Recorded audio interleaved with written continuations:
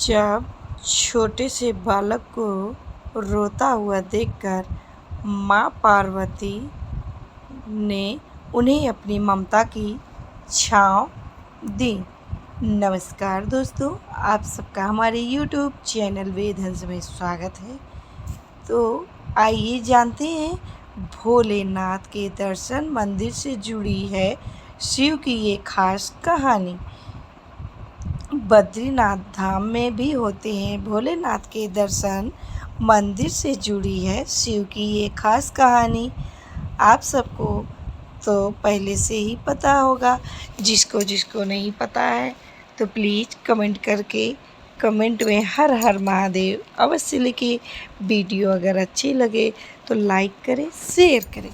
तो आइए जानते हैं, सतयुग से पहले बद्रीनाथ धाम भगवान शिव का निवास स्थान था, जहां भगवान विष्णु ने बालक के रूप में लीला रचकर यह जगह भगवान शिव और माता पार्वती से लिया था। आदि केदार के नज़दीक ही गर्म कुंड भी है, जिसे तप्त कुंड कहा जाता है, जबकि वहाँ पहाड़ी इलाका है और बर्फीली जगह है, लेकिन आज भी वहाँ पे गर्म पानी निकलता है, जहाँ स्नान करने के बाद सभी श्रद्धालु आदि केदार और धाम में प्रवेश करते हैं। उत्तराखंड के चमोली जिले में बद्रीनाथ धाम स्थित है, जो हिंदुओं की आस्था का केंद्र बिंदु है। हर साल लाखों श्रद्धालु धाम के दर्शन के लिए देश विदेश से पहुंचते हैं। धाम प्रायः भगवान विष्णु को समर्पित है, लेकिन यहाँ भोलेनाथ को समर्पित आदि केदार मंदिर भी है, जो तप्त कुंड के नज़दीक है, जहाँ सभी भक्त भोलेनाथ के अंश रूप में दर्शन करते हैं। पौराणिक कथा के अनुसार संपूर्ण केदारखंड पर भगवान शिव का आधिपत्य था। एक बार जब नारायण भगवान विष्णु बद्री धाम में आए तो उन्हें बद्रीनाथ धाम बहुत भाया और उनका मन हुआ कि वह यहीं रह जाए। लेकिन बद्री क्षेत्र में तो कोई स्थान ही खाली नहीं था, इसलिए उन्होंने योजना बनाकर बाल रूप धारण किया और भगवान शिव और माता पार्वती, जो कि तप्त कुंड में स्नान के लिए जा रहे थे, और वहाँ पे देखे कि कोई नन्हा सा बालक जो कि रो रहा है, तो माता पार्वती दौड़ी दौड़ी गई और उस बालक को उठाने लगी।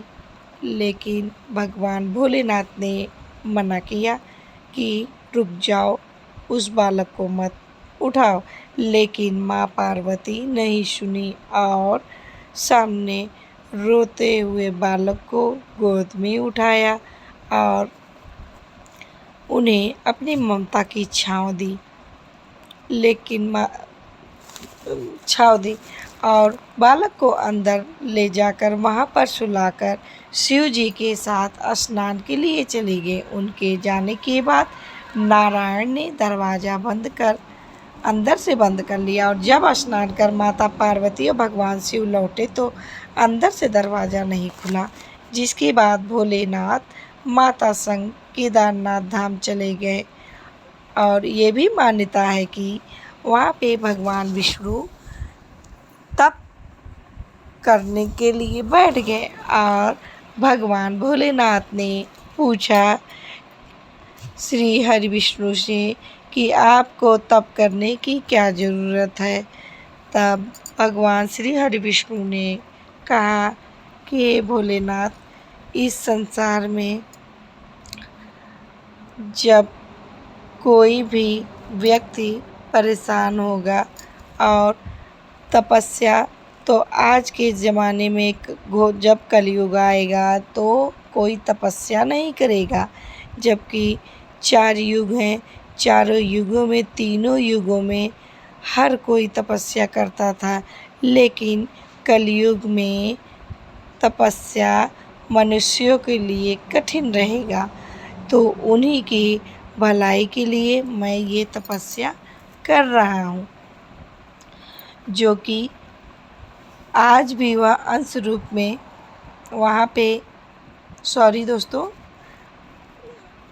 तब से आज भी भगवान विष्णु तपस्या के मुद्रा में विराजमान है बद्री विशाल में। और उनके जब भोलेनाथ माता संग केदारनाथ धाम चली गए और आज भी वह अंश रूप से यहाँ पर विराजमान है। मूल स्थान होने के कारण ही इसे आदि केदार के नाम से जाने जाना लगा। यहाँ दर्शन करने के बाद पूरी होती है यात्रा। सतयुग से पहले बद्रीनाथ धाम भगवान शिव का निवास स्थान था, जहाँ भगवान विष्णु ने बालक रूप में लीला रचकर यह जगह भगवान शिव और माता पार्वती से ले लिया था। साथ ही ये भी बताते हैं कि आदि केदार के नज़दीक ही गर्म कुंड भी है, जहाँ स्नान करने के बाद सभी श्रद्धालु सबसे पहले आदि केदार के दर्शन के बाद ही बद्रीनाथ जी के दर्शन के लिए पहुँचते हैं। वह बताते हैं कि इस केदार का वर्णन 5 केदारों में नहीं है, बावजूद इसके क्योंकि भगवान विष्णु ने भोलेनाथ और माँ पार्वती को अपने माता पिता की संज्ञा दी है, इसलिए तभी धाम की यात्रा भी पूरी मानी जाती है। जब यहाँ के दर्शन श्रद्धालु करते हैं तब एक मान्यता ये भी है कि विष्णु की तपस्या जब माता लक्ष्मी भगवान विष्णु से रूठकर मायके चली गई थी, तो विष्णु उन्हें मनाने के लिए तपस्या करने बद्रीनाथ आए। तपस्या के दौरान उन्हें बेर के पेड़ पर बैठकर तपस्या की।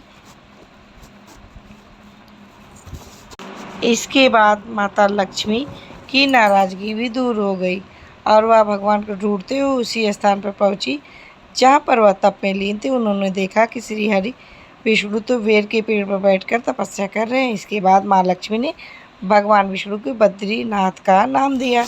इसके बाद विष्णु धाम बद्रीनाथ के नाम से जाने जाने लगा।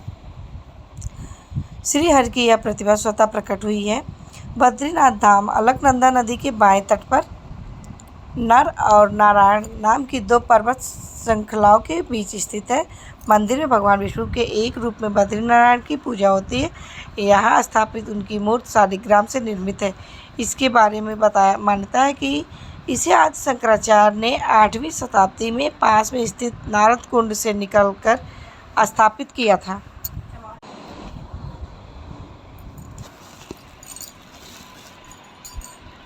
इस मूर्ति को श्री हरि की स्वतः प्रकट हुई 8 प्रतिमाओं में से एक माना गया। बद्रीनाथ धाम की मिलती है यह भी कहानी। बद्रीनाथ की उत्पत्ति को लेकर पारंपरिक कहानियों में से कहा जाता है कि इस स्थान पर कभी बौद्ध निवास करते थे, लेकिन शंकराचार्य ने परमार शासक राजा कनकपाल की सहायता से सभी को निष्कासित कर दिया। इसके बाद कनकपाल और उनके उत्तराधिकारियों ने ही मंदिर की जिम्मेदारी का पदभार संभाला।